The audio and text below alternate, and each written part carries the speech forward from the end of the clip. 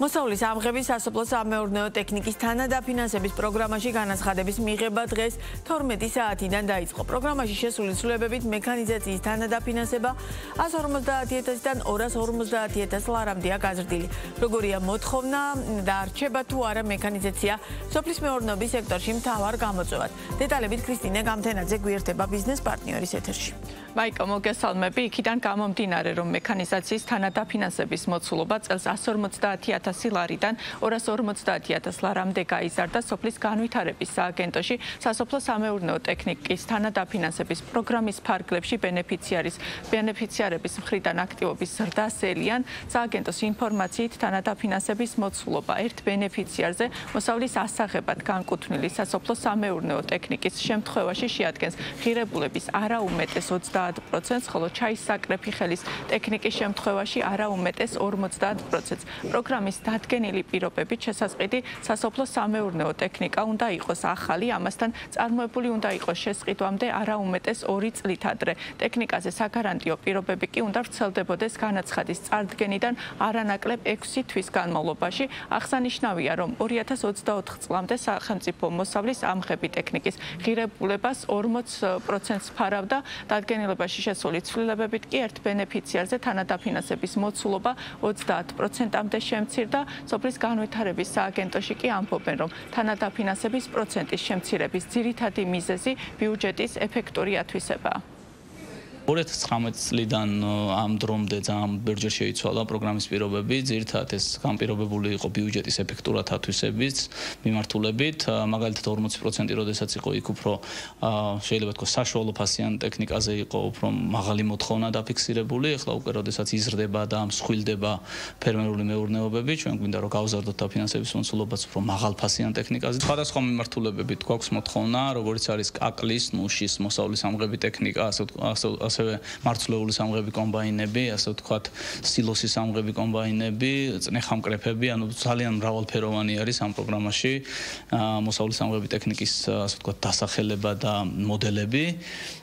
ნახოთ წელს როგორ გვექნება აქტივობა, ანუ ყოველ წელს იცვლება, რა თუ მაგალითად 2023-ში წნეხამკრეფებზე იყო დიდი მოთხოვნა, 2024-ში საკმაოდ ბევრი ჰქონდა კაკლის და ნუშის მოსავლის სამღებები.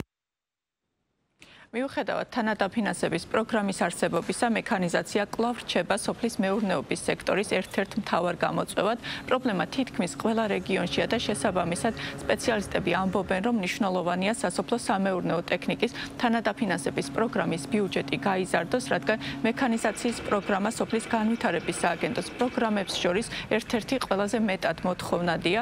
ამასთან, როგორც ფერმერთა ასოციაციაში ამბობენ, ბენეფიციარების შერჩევის მიდგომა უნდა გადაიხედოს და თანადაფინანსება ფერმერზე მხოლოდ ადგილზე მონიტორინგის შემდეგ გაიცეს.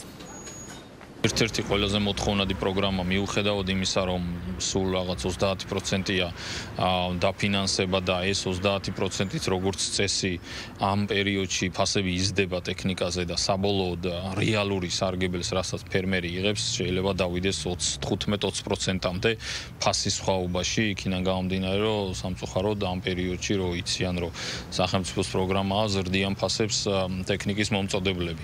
აქედან გამომდინარე მოთხოვნა მაინც არის, შესაბამისად ბიუჯეტი ყოველთვის მცირეა, ამიტომ მნიშვნელოვანია რომ იმას, რასაც ვიზახით, რომ თუ სხვა კრიტერიუმები დაემატება და ნამდვილად ვისაც ესაჭიროება, ვინც ასაბუთებს სხვადასხვა კრიტერიუმებით, სხვადასხვა მონიტორინგის ღონისძიებებით, თუ მათკენ მიემართება ეს ტექნიკა, ვფიქრობ, რომ უფრო მნიშვნელოვანი იქნება. ტექნიკა არსებული ძველდება, საჭიროებს განახლებას, ასე ვთქვათ, ის დიდი დეფიციტის ფანჯარა, რაც ამ მიმართულებით იყო ჩვენი პროგრამების ვცდილობთ, რა თქმა უნდა, აღმოფხვრათ. ვფიქრობ, რომ ჯერ კიდევ მოთხოვნა მაღალია ამ მიმართულებით, იმიტომ რომ ბევრი ტექნიკა მოძველებული ქვეყანაში და საჭიროებს განახლებას. სწორედ ამას ემსახურება ესა და სხვა პროექტები, იგივე შეღავათიანი აგროკრედიტის ფარგლებში სესხების მოცულობა ამაზე მეტყველებს, რომ იზრდება ყოველწლიურად მექანიზაციაზე გაცემული სესხები, ასევე სხვადასხვა პროგრამებში, როგორც არის მოსავლის სამღები ტექნიკის პროგრამა, როგორც არის, ასევე ვახორციელებთ კოოპერატივებისთვის სასოფლო-სამეურნეო ტექნიკის პროგრამას, როგორც არის, ასე ვთქვათ, ისეთი პროგრამები, სადაც მცირე გაბარიტიან ტექნიკას ვაფინანსებთ. ყველა ეს პროგრამა ემსახურება, რომ სასოფლო-სამეურნეო ტექნიკის ბაზა განახლდეს ქვეყანაში და უფრო ხელმისაწვდომი იყოს ბენეფიციარებისთვის.